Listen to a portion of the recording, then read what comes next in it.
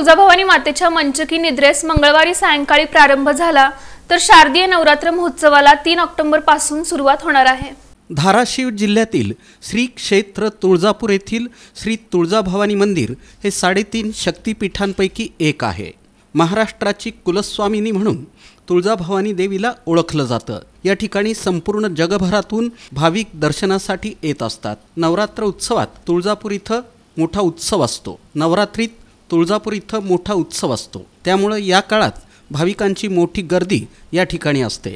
श्री तुळजाभवानी मातेच्या शारदीय नवरात्र महोत्सवाला 3 ऑक्टोबरपासून सुरुवात होणार आहे। 3 ऑक्टोबर रोजी पहाटे श्री तुळजाभवानी माता सिंहासनावर विराजमान होणार आहे। त्यानंतर दुपारी 12 वाजता सिंह गाभाऱ्यात घटस्थापना करण्यात आल्यानंतर कुलस्वामिनी श्री तुळजाभवानी मातेच्या शारदीय नवरात्र महोत्सवाला प्रारंभ होईल। तुळजाभवानी मातेची वर्षभरात 3 वेळा मंचकी निद्रा असते। नवरात्र महोत्सवाच्या पूर्वीच्या मंचकी निद्रेला प्रारंभ झाला आहे।